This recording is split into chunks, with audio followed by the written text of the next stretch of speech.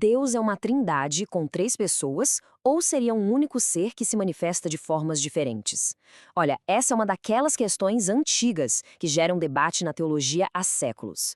Hoje, a gente vai explorar uma resposta para essa pergunta, analisando os argumentos de um livro que decide desafiar essa visão mais tradicional. A nossa análise de hoje é toda baseada no livro A Divindade do Ponto de Vista Bíblico, do pastor Luiz Mendes. A gente vai mergulhar nessas páginas para entender o raciocínio teológico que ele constrói, sabe? Passo a passo. Então, a pergunta central que o livro joga na mesa é essa, bem direta. Deus é um ou são três? Exatamente a partir daqui que toda a argumentação do autor começa a tomar forma. Beleza, vamos então ao argumento principal. O propósito do livro é bem claro: questionar a ideia tradicional da divindade, usando a Bíblia como a única base para propor uma visão alternativa. Para construir essa tese, o autor primeiro identifica o que ele considera ser o grande problema. A primeira parte do argumento dele é toda dedicada a desconstruir a doutrina da Trindade. Vamos ver como ele faz isso. O primeiro pilar da crítica do autor vai direto na lógica da coisa. Ele argumenta que a ideia de três pessoas distintas que formam um único ser é, nas palavras dele, um conceito que fica fora de uma inteligência concebível. E essa citação aqui resume perfeitamente a objeção lógica dele. Para o autor, a conclusão é meio que inevitável. Se existem três pessoas distintas, então, por definição, seriam três deuses, mesmo que eles compartilhassem a mesma essência. Para ilustrar o que ele vê com uma confusão teológica, o autor lança essa pergunta retórica.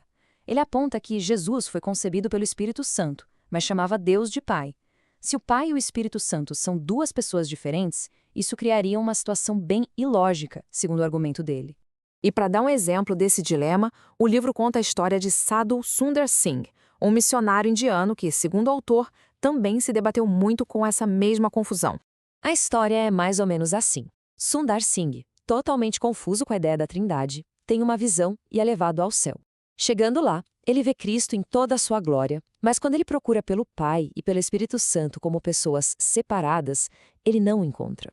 E aqui vem o desfecho da história, a resposta que a visão oferece. A conclusão, como o livro narra, é que Deus não é visto ao lado de Cristo, mas sim em Cristo. Cristo é apresentado como a manifestação visível, como o corpo do Deus que é invisível. O autor também coloca a doutrina da Trindade num contexto histórico. Ele argumenta que a formulação oficial dela aconteceu nesses concílios, séculos depois dos apóstolos. O que ele usa para sugerir que essa não era a crença original da Igreja. Certo. Então, se o autor critica a Trindade, qual é a alternativa que ele propõe? Vamos agora para outra parte da história, a que ele chama de o mistério da piedade.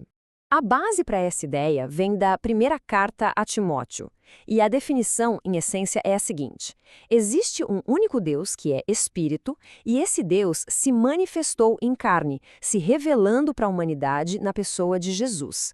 É a ideia de que o Deus invisível se tornou visível. E aqui a diferença fundamental fica bem clara. De um lado, a gente tem o modelo de um Deus em três pessoas. Do outro, a visão que o autor propõe. Um único Deus, uma única pessoa, que se manifesta de diferentes formas, como Pai, Filho e Espírito Santo ao longo da história. Então, o ponto crucial é este. Para o autor, o verdadeiro mistério da Bíblia não é entender como três podem ser um, mas sim como o Deus infinito e invisível pode se tornar visível e humano em Jesus Cristo. Ok, mas em que textos o autor se baseia para essa interpretação? Vamos agora dar uma olhada nas principais evidências bíblicas que ele usa para sustentar a tese da unicidade de Deus. O ponto de partida bíblico do autor é a Shema Israel, que é a declaração de fé central do judaísmo. Ouve Israel, o Senhor nosso Deus é o único Senhor. Para ele, esse versículo já estabelece um monoteísmo absoluto, inegociável, o que, na visão dele, já desafia a ideia de três pessoas divinas. Já no Novo Testamento, ele vai direto nas palavras do próprio Jesus. Essa declaração é interpretada no livro não como uma união de propósito entre duas pessoas, mas como uma declaração de identidade, de essência mesmo. Esse ponto fica ainda mais forte com outra fala de Jesus.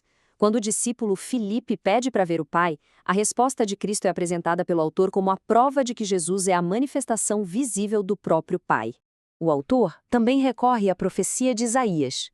Ele destaca que os títulos dados ao Messias, o Filho, incluem Deus forte e Pai da eternidade, o que, na visão dele, liga diretamente as identidades de filho e pai na mesma pessoa. E assim a gente chega ao fechamento do argumento do livro.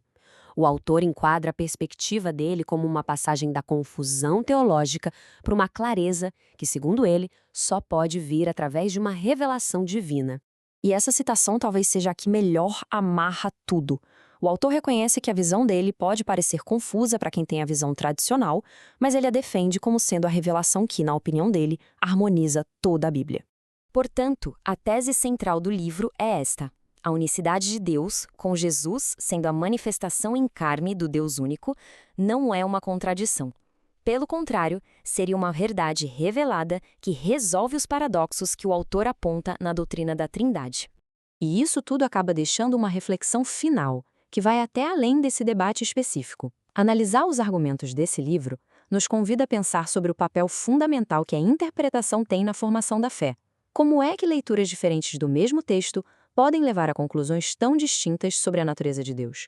É uma questão que fica aí para a gente pensar.